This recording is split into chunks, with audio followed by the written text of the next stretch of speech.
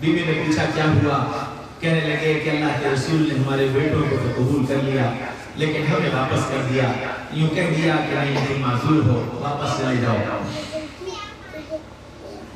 बीवी खामोश हो गई तो हज़रत अमर बोले देखना देखना, आज रात में अपने अल्लाह को मना लूंगा, आज रात में अपने अल्लाह को मना लूंगा और कल रसूलुल्लाह सल्लल्लाहु अलैहि वसल्लम मुझे कबूल कर लिया।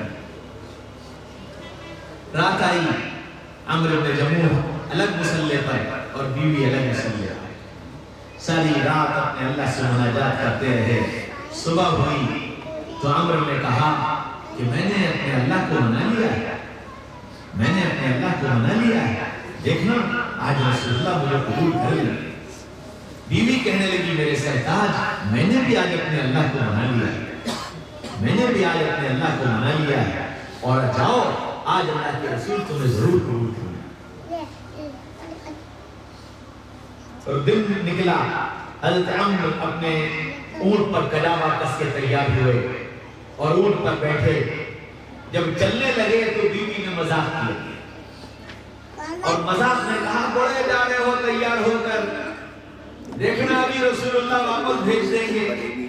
ओहो, अम्र ने जब ये जुमला सुना तो पलटे और आसमान की तरफ देखा और अपने हाथ उठाए और दुआ मांगी, अल्लाहुम्मा ला तरुद्दनी इला अहली, अल्लाहुम्मा ला तरुद्दनी इला अहली, ऐ मेरे रब अब मुझे मेरे घर वालों की तरफ वापस मत लौटा, अब मुझे मेरे घर वालों की तरफ वापस मत लौटा। और ये कहकर रसूलुल्लाह सल्लल्लाहु अलैहि वसल्लम के खिदमत में हाजिर हुए, या रसूलुल्लाह मैं भी? फरमाया नहीं तुम माजूर हो, अल्लाह ने तुम्हें माफ कर दिया। या रसूलुल्लाह कबूल फरमा लीजिए, मैं भी? कि नहीं आना, तुम माजूर हो, अल्लाह ने तुम्हें माफ कर दिया।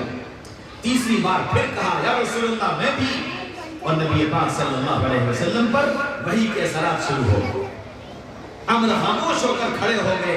रसूलुल्लाह सल्लल्लाहु अलैहि वसल्लम जब वही से बाहर आए फरमाया अम्र मुबारक हो, मेरे अंदर अब इस बात की सकत नहीं कि मैं तुमको मना कर सकूं, अल्लाह ने तुम्हें अपने रास्ते के लिए कबूल कर लिया और मुझे हुक्म दिया है कि अम्र को साथ लेकर के हज़रत अम्र इब्न जमूह तशरीफ ले गए और फिर शहादत हुई और शहादत ऐसी हुई कि जिस्म के दो टुकड़े हुए।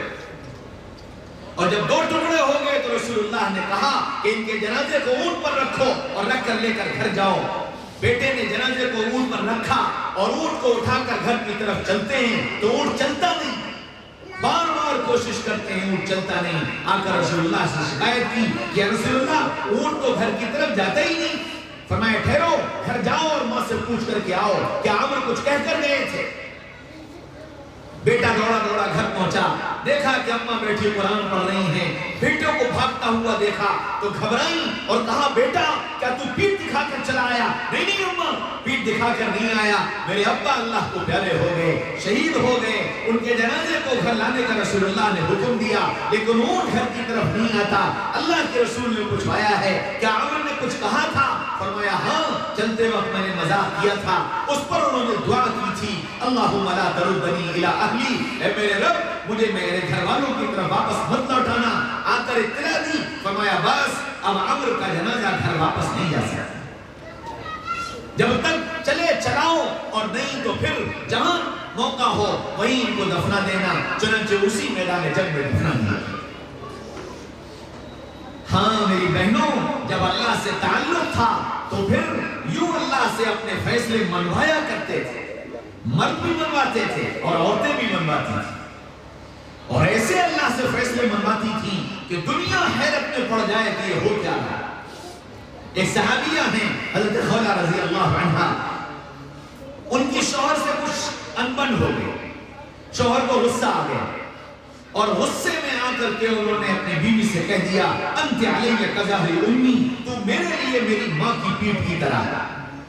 और ये जुमला उस जमाने में तलाक का जुमला था कि अगर किसी शौहर ने अपनी बीवी से ये जुमला बोल दिया कि तू मेरे लिए मेरी माँ की पीठ की तरह है तो हमेशा के लिए वो बीवी उसके लिए हराम हो जाती है। उनके शौहर ने कह दिया, इनकी उम्र 45 और 50 के दरमियान में, दो छोटे बच्चे। रसूलुल्लाह सल्लल्लाहु अलैहि वसल्लम की खिदमत में हाजिर हुई, या रसूलुल्लाह मेरा शौहर मुझसे नाराज हुआ, गुस्सा हुआ और गुस्से में उसने मुझसे ऐसा कह दिया। میری ماں بھی نہیں ہے، میرا باپ بھی نہیں ہے، میرے بھائی بھی نہیں ہے، اور میری عمر اتنی ہو گئی ہے کہ کوئی مجھ سے نکاح بھی نہیں کرے گا، اور میرے یہ چھوٹے چھوٹے بچے ہیں، میرے پاس ان کی پرورش کا کوئی انتظام بھی نہیں ہے، یا رسول اللہ میرے لیے کوئی راستہ نکال دیجئے۔ فرمایا نہیں خولا، کوئی راستہ نہیں ہے، طلاق تو ہو گئی۔ یا رسول اللہ کوئی تو راستہ ہوگا، کچھ تو راستہ نکال دیجئے۔ نہیں خولا، طلاق ہو گئی۔ یا رسول اللہ کوئی تو راستہ نہیں، میرے اوپر تو ترس کھائیے، میرے ان بچوں پر ترس کھائیے، میں کہاں جاؤں گی ان کو لے کر؟ کچھ تو شکل بنا دیجئے کہ میں زندگی گزار سکوں اور ان بچوں کو پال سکوں۔ فرمایا نہیں خولا، طلاق تو ہو گئی۔ جب 3 مرتبہ رسول اللہ نے یہ کہہ دیا تو خولا کھڑی ہو گئی اور حضرت عائشہ سے فرمایا عائشہ ذرا دے تو مصلی، رسول اللہ تو سنتے نہیں، اب میں رسول کی اللہ کو سناؤں گی۔ اور وہی حضرت عائشہ کے حجرے میں مصلی بچھایا، 2 رکعت نماز پڑھی اور پھر اللہ سے مانگنا شروع کیا، اے اللہ میرے نبی پر میرے حق میں فیصلہ اتار دے، میرے نبی پر میرے حق میں فیصلہ اتار دے۔ اتنی دعا مانگی کہ جبریل آیا۔ جبریل آئے تو رسول اللہ پر وحی کی کیفیت شروع ہوئی۔ اللہ کے رسول حضرت عائشہ رضی اللہ عنہ نے فرمایا کہ عائشہ عائشہ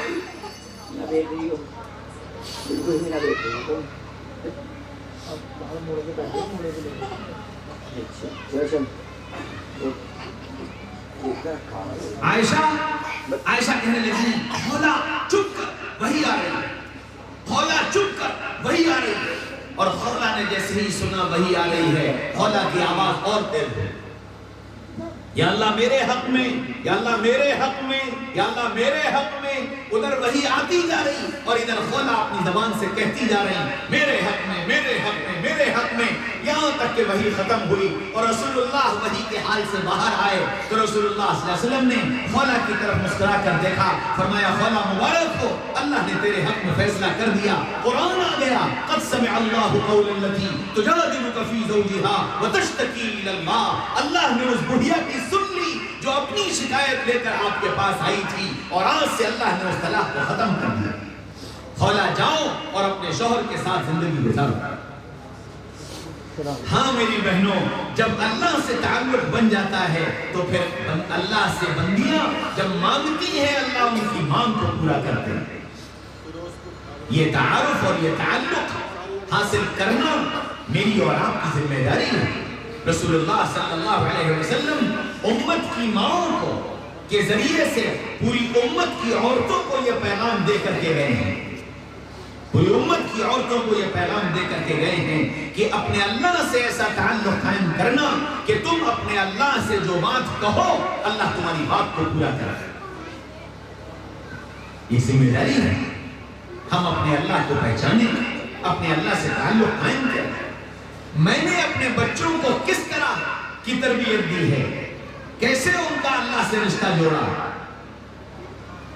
آپ سب جتنی یہاں بیٹھی ہیں، کسی کا نام عائشہ ہے، کسی کا نام مریم ہے، کسی کا نام فاطمہ ہے، کسی کا نام خدیجہ ہے، کسی کا نام سلمہ ہے، کسی کا نام زینب ہے، کسی کا نام رقیہ ہے۔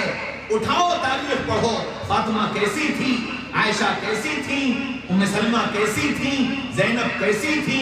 ایک وہ فاطمہ تھی، ایک میں فاطمہ ہوں، ایک وہ سلمہ تھی، ایک میں سلمہ ہوں، ایک وہ مریم تھی، ایک میں مریم ہوں، ایک وہ خدیجہ تھی، ایک میں خدیجہ ہوں۔ کل قیامت کے میدان میں اگر میں نے تم نے اپنے آپ کو ان جیسی فاطمہ خدیجہ سلمہ بنا لیا تو کل جب اللہ ان کو نام لے کر پکارے گا، ان کا نام ان جیسا نام ہونے کی برکت سے اللہ ان کے ساتھ کھڑا کر دے گا۔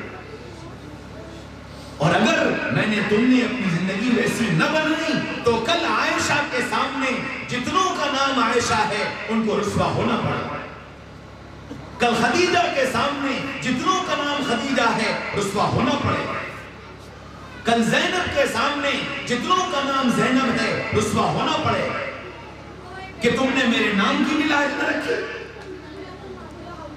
تمہارے ماں باپ نے کسی عالم سے، کسی اللہ والے سے جب تم دنیا دنیا میں آئی تھی تمہارا نام پوچھا تھا، کسی صحابیہ کا نام بتا دیجئے، کسی ولیہ کا نام بتا دیجئے، میں اپنی بچی کا نام رکھنا چاہتا ہوں۔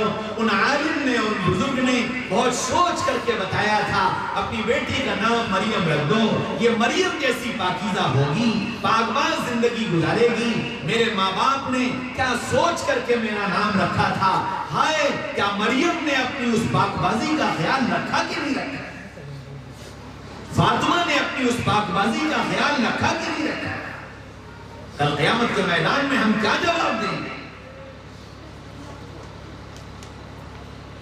ایک باپ نے اپنی بیٹی کو دینی تربیت دی، دینی مزاج بنایا، دین کا علم سیکھنے کی اس کو تلقین دی، وہ دین کا علم سیکھنے لگی۔ باپ بیمار پڑ گیا، اس کی موت کا وقت قریب آ گیا، تو اس بیٹی نے یہ کہا کہ ابا میں آج چھٹی کر لوں، آپ کی طبیعت ٹھیک نہیں ہے، آپ کے پاس رہوں گی۔ تو باپ نے یہ کہا کہ نہیں بیٹا، تم چھٹی مت کرو، تم کو مجھے جنت میں لے کر جانا ہے، تم چھٹی مت کرو، تم کو مجھے جنت میں لے کر جانا ہے۔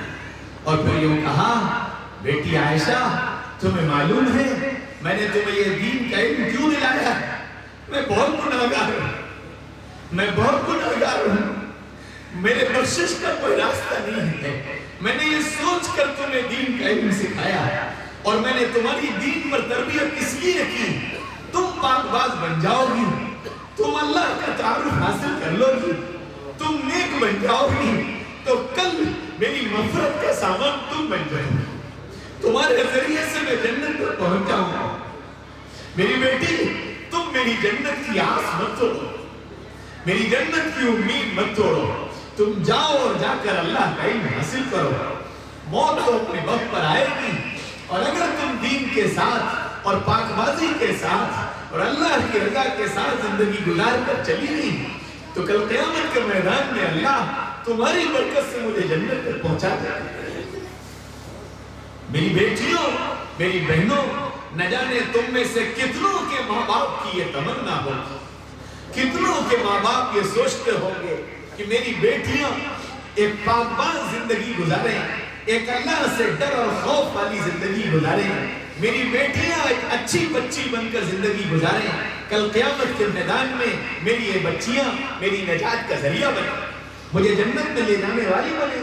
ان امیدوں کے ساتھ تمہارے ماں باپ نے تمہاری دینی تربیت کی ہے، تم کو اچھی تعلیم دلانے کی کوشش کی ہے، تم کو اچھے اخلاق سکھانے کی کوشش کی ہے، آج تم اتنی بڑی تعداد میں یہاں آئی ہو، تمہارے ماں باپ، تمہارے محلے والے، تمہارے مساجد کے امام، تمہارے بھائی بہن، ان سب کی صرف ایک سوچ ہے تم کو یہاں لانے پر کہ ہماری یہ بہنیں، ہماری یہ بیٹیاں، ہماری یہ بہویں، ہماری یہ بیویاں اس اجتماع میں پہنچ جائیں گی، اس جوڑ میں پہنچ جائیں گی، اور ان کے کان میں اللہ کی بات پڑ جائے گی، یہ اللہ سے توبہ کر لیں گی، پاک باز زندگی گزارنے لگیں گی، ان کی بھی نجات ہو جائے گی اور ان کے ذریعے سے ہماری بھی نجات ہو جائے گی۔ ان امیدوں کے ساتھ تم کو یہاں لے کر کے آئے ہیں، تم کو یہاں جمع کیا ہے، اتنی محنت کی ہے، کب سے محنت کی ہے؟ آپ شاید 22 یا 24 دن پہلے مجھ سے تاریخ لی گئی تھی کہ ایسے ہم سہارا میں ایک لڑکیوں کا، کالج میں پڑھنے والی لڑکیوں کا ایک پروگرام کرنا چاہتے ہیں۔ حقیقت یہ ہے کہ وہ ماں باپ جنہوں نے تم کو کالجوں تک پہنچایا ہے، جنہوں نے تم کو اسکولوں تک پہنچایا ہے، میری بیٹیوں تمہارے مستقبل کو اچھا بنانے کے لیے پہنچایا تھا، تمہیں برباد ہونے کے لیے نہیں پہنچایا،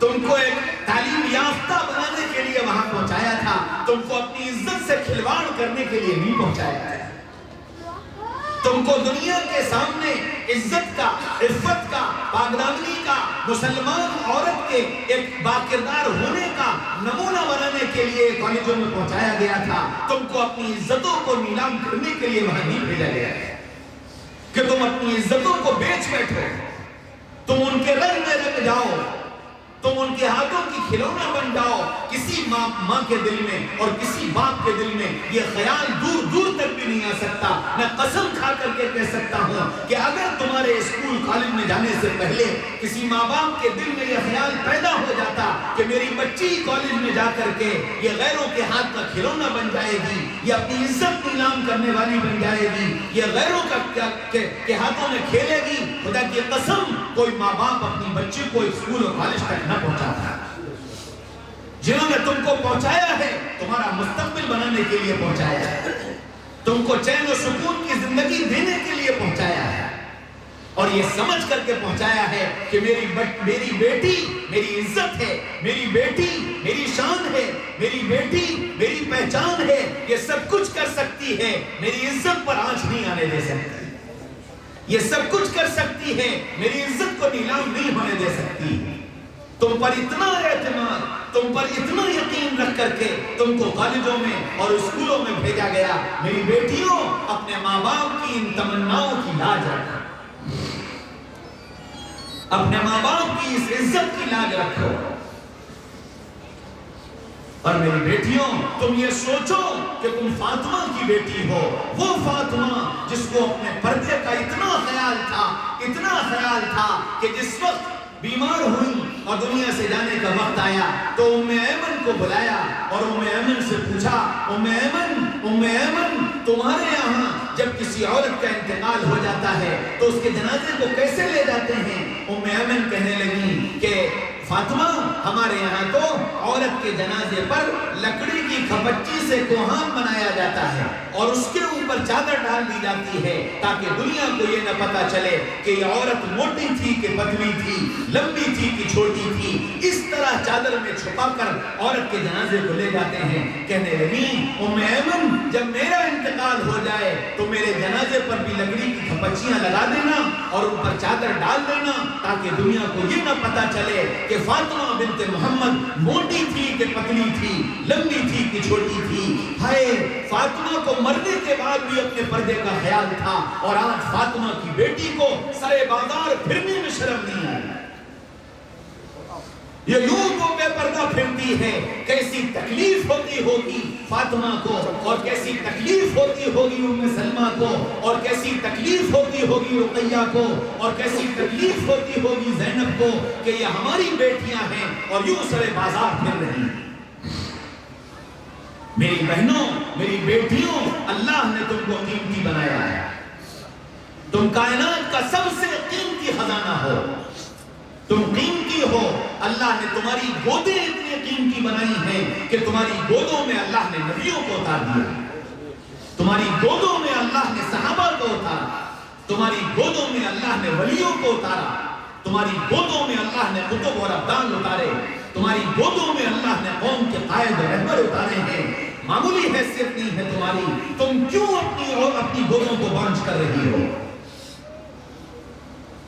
میری بہنوں, اپنی عزت کو سنبھالو, اپنی عصمت کو سنبھالو.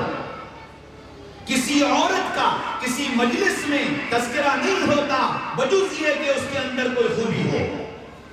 حضرت رابعہ بصریہ رحمت اللہ علیہا آج 1350 سال کے بعد سیوہارا کے اس منت حال میں آج رابعہ کا تذکرہ ہو ہی نہیں سکتا تھا کیونکہ ان کے پاس کوئی کمال اور خوبی نہیں تھی جن کمال اور خوبیوں پر کسی عورت کا تذکرہ ہوا کرتا ہے.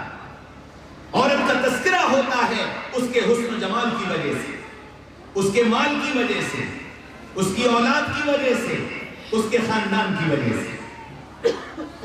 رابعہ کے اندر یہ چاروں باتیں نہیں تھیں. حسن و جمال, حبشہ کی رہنے والی کالی, ناک چپٹی ہونٹ موٹے. حسن و جمال کہاں سے آئے گا؟ مال خاندان کے غلام, تو غلام کے پاس مال کہاں سے آئے گا؟ اولاد بانجھ تھی, اولاد کے لائق نہ تھی. خاندان غلام, نوکر کا خاندان کہاں سے آیا؟ تو نہ مال, نہ خاندان, نہ اولاد, نہ حسن و جمال. لیکن آج 1350 سال کے بعد اس منت حال میں رابعہ کا تذکرہ اس لیے ہے کہ رابعہ نے اپنے رب کو پہچانا. فرماتی ہیں کہ روزانہ کا معمول یہ تھا کہ میں نہاتی، تیار ہوتی، اپنے شوہر کے پاس آتی، ان سے پوچھتی میری کوئی ضرورت، وہ کہتے نہیں، میں کہتی اچھا پھر مجھے اجازت، وہ کہتے ہاں، پھر رابعہ ہوتی اور رابعہ کا رب ہوتا، ساری رات مصلے پر گزار دیتی۔ جوانی میں شوہر کا انتقال ہو گیا، عدت گزر گئی، حسن بصری جیسا عالم، حسن بصری جیسا حسین اور جمیل، حسن بصری جیسا فقیہ اور محدث اور نہ جانے کیا کیا خود چل کر کے آیا، خود رابعہ میں تم سے نکاح کرنا چاہتا ہوں، تم مجھ سے نکاح کر لو۔ رابعہ کہنے لگی حسن میرے 4 سوالوں کا جواب دے دو، میں تم سے نکاح کر لوں گی۔ حسن نے کہا پوچھو، کہنے لگی پہلی بات تو یہ بتاؤ میری موت ایمان پر آئے گی کہ بغیر ایمان کے آئے گی؟ کہ رابعہ یہ تو اللہ کو معلوم ہے۔ اچھا یہ بتاؤ قبر میں مجھ سے سوالات کیے جائیں گے، میں ان سوالوں کا جواب دے پاؤں گی کہ نہیں دے پاؤں گی؟ کہ رابعہ یہ تو اللہ کو معلوم ہے۔ کل قیامت کے میدان میں اعمال نامے بانٹے جائیں گے، کسی کے دائیں ہاتھ میں کسی کے بائیں ہاتھ میں۔ رابعہ حسن یہ بتاؤ کہ میرا نام اعمال بائیں ہاتھ میں ملے گا کہ دائیں ہاتھ میں؟ کہ رابعہ یہ تو اللہ کو معلوم ہے۔ اچھا یہ بتاؤ پل صراط پر گزارا جائے گا، کچھ گزر جائیں گے، کچھ کٹ کر گر جائیں گے، رابعہ گزر جانے والیوں میں ہوگی یا کٹ کر گر جانے والیوں میں ہوگی؟ کہ رابعہ یہ تو اللہ کو معلوم ہے۔ فرمایا اچھا پھر جاؤ مجھے ان سوالوں کے جواب کی تیاری کرنے دو، اور اگر تمہیں اس کے جواب مل جائیں تو جواب لے کر آ جانا، میں تم سے نکاح کر لوں۔ حسن واپس چلے گئے، رابعہ کی زندگی گزری، انتقال کا وقت قریب آیا، اپنی خادمہ کو بلایا اور یوں کہا کہ دیکھو میرا انتقال ہو جائے تو میری اس چادر میں مجھے کفنا دینا اور کسی کو خبر مت کرنا، مجھے نہلا کر کفنا کر تیار کر دینا، پھر 4 لوگوں کو بلا کر یوں کہہ دینا کہ زمین کا ایک بوجھ تھا جو زمین پر سے چلا گیا، ہائے رابعہ بوجھ تھی یا میں اور تم اس دھرتی کے بوجھ بنے بنے۔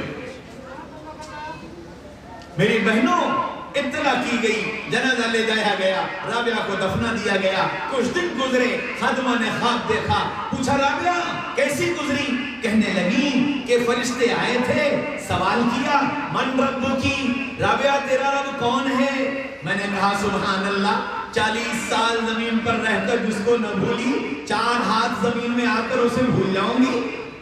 40 سال زمین پر رہ کر جس کو نہ بھولی، 4 ہاتھ زمین میں رہ کر اسے بھول جاؤں گی؟ میرے اس جواب پر وہ منکر نکیر کہنے لگے چلو چلو اس سے کیا پوچھنا، ہاں میری بہنوں رابعہ بنو، تم میں سے نہ جانے کتنوں کا نام رابعہ ہوگا، بتاؤ اپنے اللہ سے کیسا رشتہ قائم کیا، بتاؤ اپنے اللہ سے کیسا رشتہ قائم کیا۔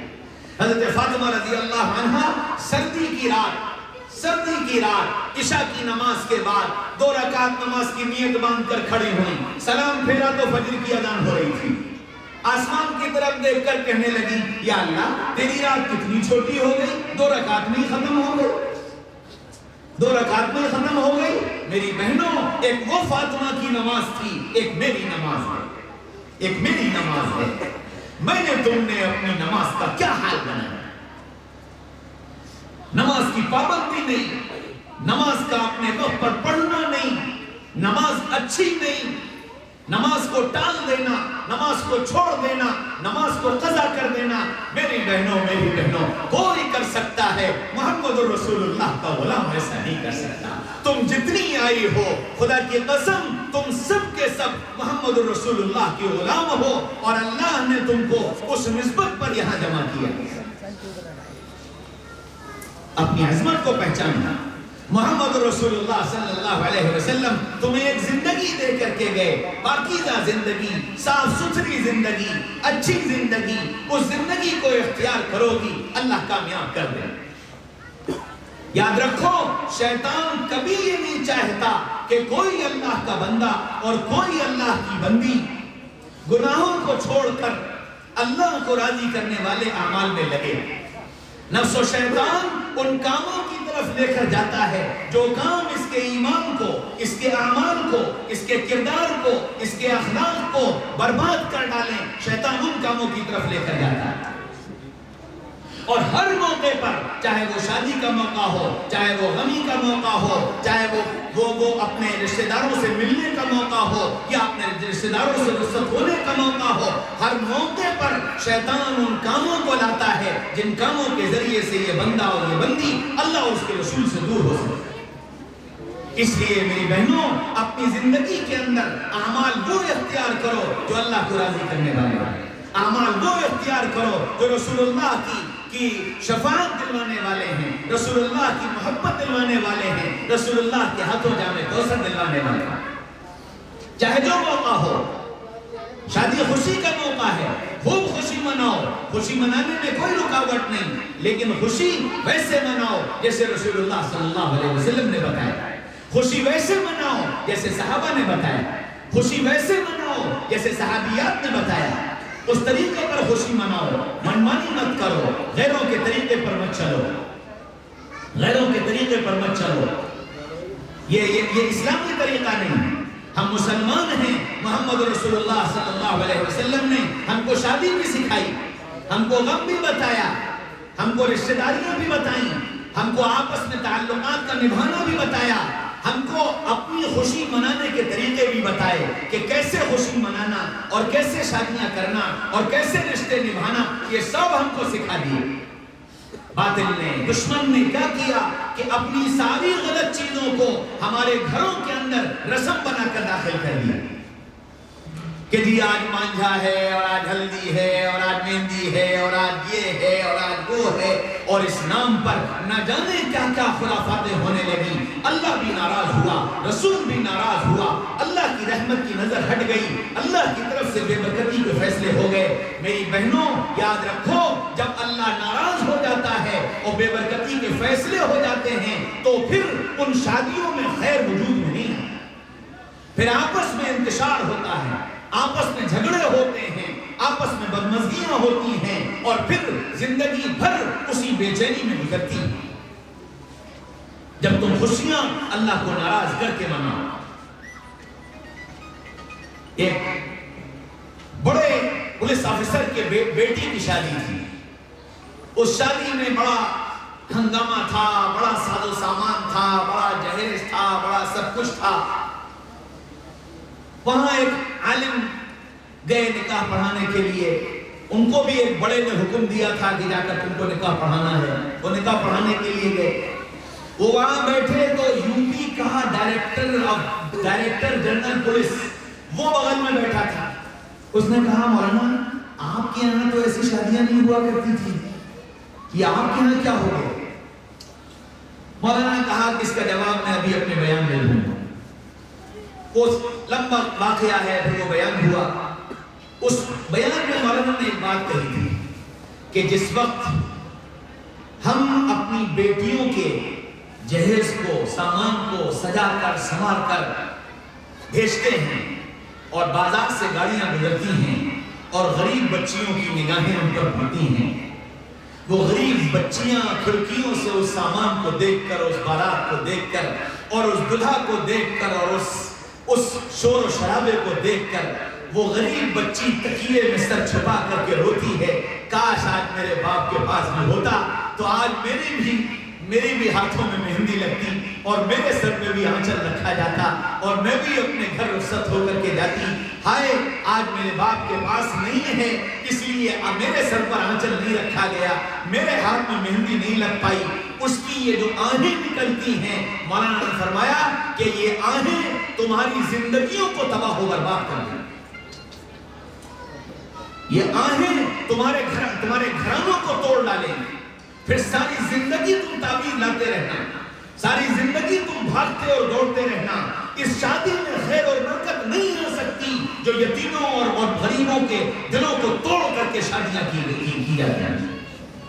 اس لیے میری بہنوں اپنی شادیوں کو سادہ بناؤ، آسان بناؤ، شادیوں کے ساتھ وہ خرافاتیں مت جوڑو جس سے غریبوں کا دل ٹوٹے، جس سے یتیم اور بے کس اور بے سہارا بچیوں کے دل ٹوٹے۔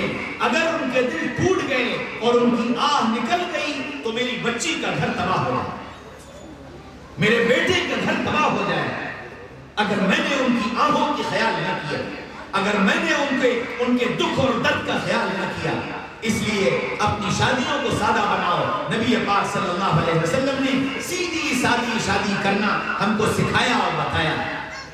اس طریقے پر اپنی زندگی کو لانے کی کوشش کریں. آپ ڈھونڈتی ہو اپنے پردے کی حفاظت کرو. اللہ نے تمہاری جنت بہت آسان کر دی ہے. عورتوں کو 4 کام بتائے.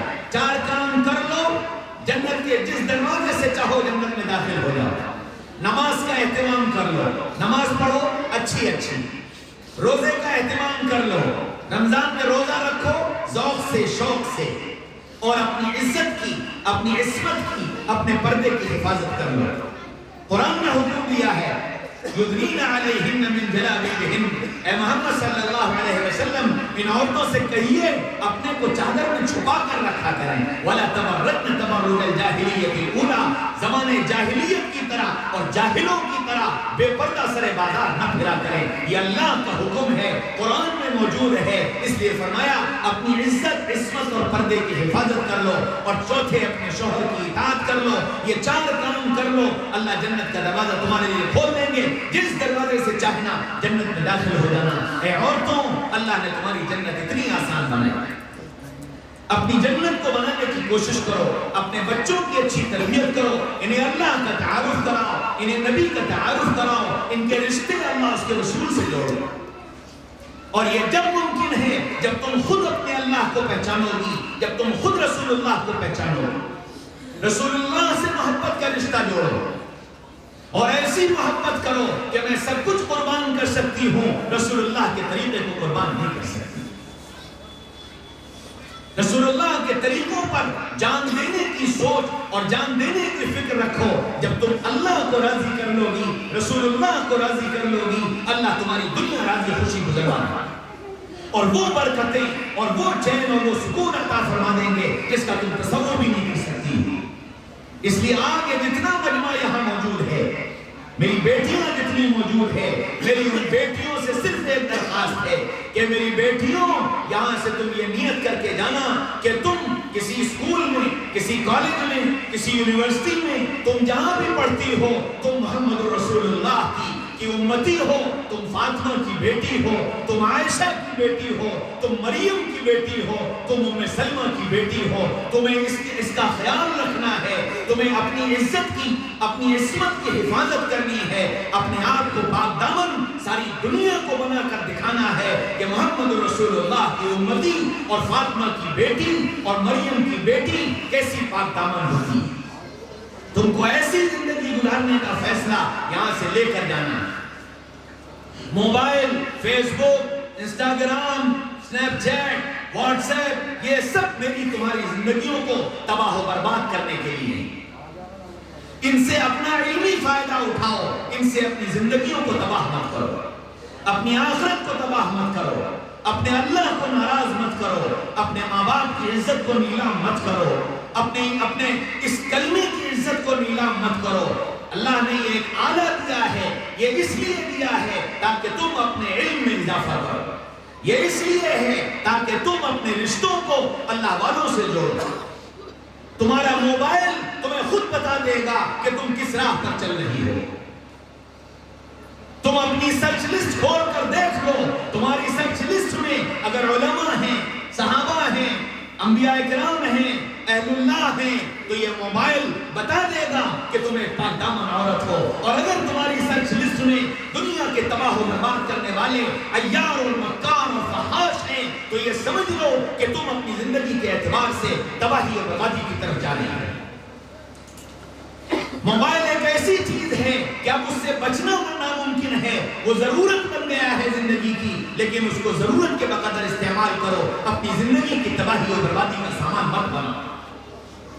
یہ نیت کرو کہ آج سے انشاءاللہ ہم اپنے موبائل کو پاک و صاف رکھیں گے, اس کا غلط استعمال نہیں کریں گے, نہ غلط دیکھیں گے, نہ غلط سنیں گے, نہ غلط لکھیں گے, نہ غلط بھیجیں گے, نہ غلط ریسیو کریں گے. اگر اتنا طے کر کے چلی جاؤ گی, انشاءاللہ ثم انشاءاللہ اللہ تم کو پاک دامن بنا دے گا اور تمہاری عزتوں کی حفاظت کر لے گا. اور ہماری جتنی گھر کی بہنیں یہاں موجود ہیں وہ یہ نیت کر کے جائیں کہ ہم گناہ نہیں کریں گے اور ہر کام کو سنت کے مطابق کریں گے. کسی بڑے وظیفے کی ضرورت نہیں، بڑی بڑی تسبیحات پڑھنے کی ضرورت نہیں، بہت نوافل کا اہتمام کرنے کی ضرورت نہیں. صرف 2 کام کر لو، صرف 2 کام کر لو. گناہ نہیں کریں گے اور کوئی کام سنت کے خلاف نہیں کریں گے. صرف اتنی بات طے کر لو کہ گناہ نہیں کریں گے، اور ہو بھی جائے فوراً توبہ کریں گے، فوراً اللہ سے معافی مانگیں گے. تم نے اگر ان 2 باتوں کا فیصلہ کر لیا، گناہ سے توبہ کر لی اور اپنی زندگی کو سنت پر ڈال دی، میں قسم کھا کر کہتا ہوں اللہ کی ولیہ بنے بغیر موت نہیں آئے گا. اللہ کا قیامت کے میدان میں اپنے ولیوں میں شمار کر کے کھڑا کرے گا. صرف یہاں سے اتنا طے کر کے چلی جائیں. آپ سب بھائیوں سے بھی یہی درخواست ہے کہ یہ 2 فیصلے یہاں سے کر کے جاؤ. گناہ نہیں کریں گے اور ہر کام سنت کے مطابق کریں گے انشاءاللہ. اللہ مجھے بھی اور آپ کو بھی کہنے سننے سے زیادہ عمل کی توفیق نصیب فرمائے.